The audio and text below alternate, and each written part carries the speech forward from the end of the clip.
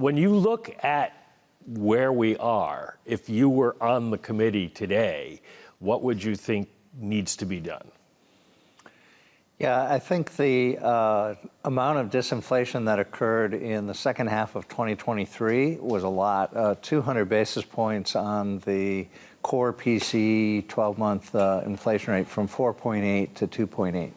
So that's big in this game, and that's the kind of thing we haven't seen on that variable in many, many years. So very successful. But as you know, the January, February, March reports stalled out a little bit. But you're still sitting at 2.8% on a 12-month basis. So I think the challenge for the committee is to somehow take that disinflation on board, because it does mean that you should have a lower policy rate, without signaling that you're giving up on the last bit of inflation, 80 basis points that you need to get back to 2%. So I think that's the fundamental challenge. I think the wind's been blowing in the wrong direction during the first quarter and into April here. Well, we have a lot of bond investors watching this programs and listening to this show. Why do you think we need lower rates? The argument from the Fed, from Jay Powell, even on Wednesday, was that the economy is fine right now where it is, and we don't need to do anything. Yeah, I mean, it's a good problem to have. The committee's been very, very successful here. The economy's growing at a good pace. Labor market is very strong. Today's report, a little softer than last time, but still a very solid report. And inflation's above target, but not nearly as much as it was. And certainly most people think it's going to head back to target as we go forward.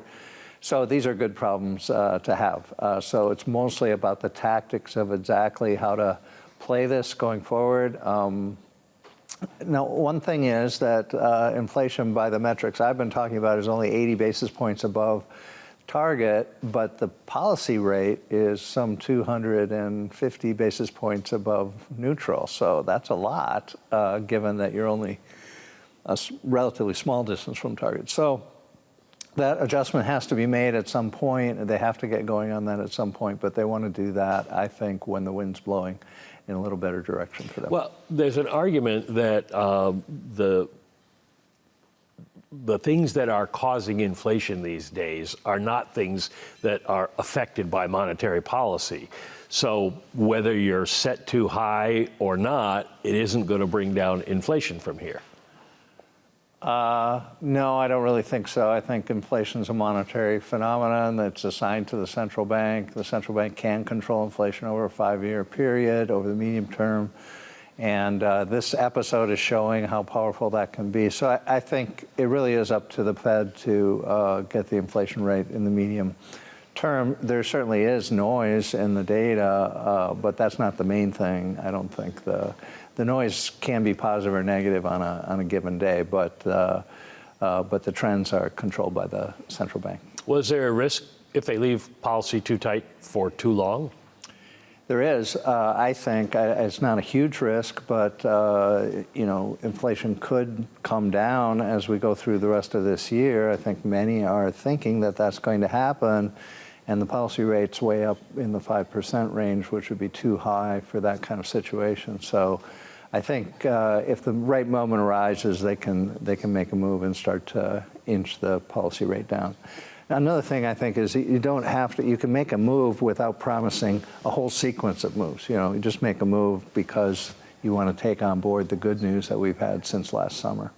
Let me ask you, from your long experience on the committee, how you think about the markets and their relationship to the Fed.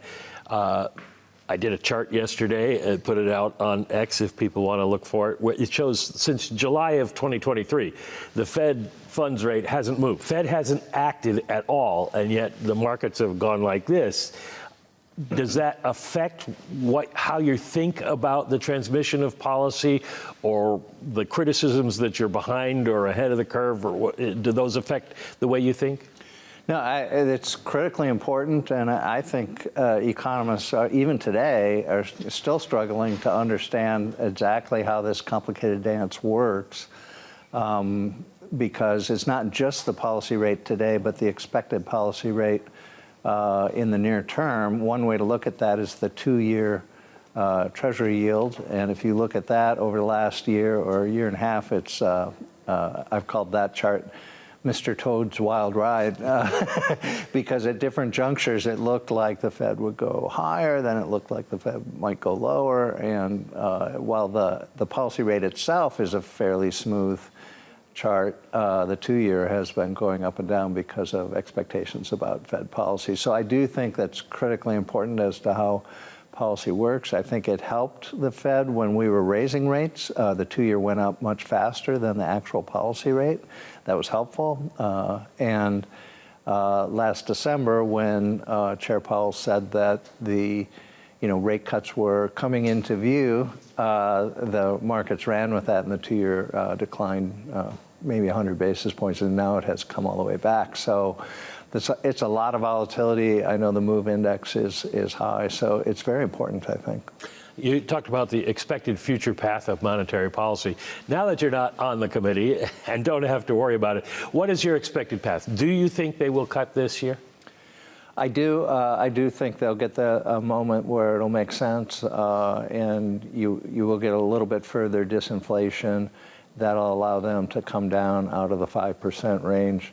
But it's going to be data dependent, and it's a fickle world. So when you're looking at the data, you never quite know what's around the corner in macroeconomics. But I do think they'll find their moment here to get the policy rate down, but still stay restrictive. I think that's the key thing.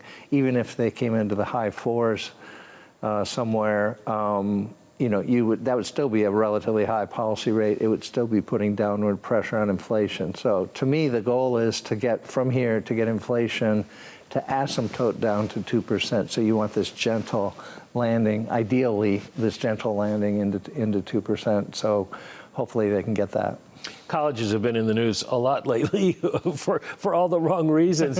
One last question. What was easier, being on the Fed board or being a dean at a college?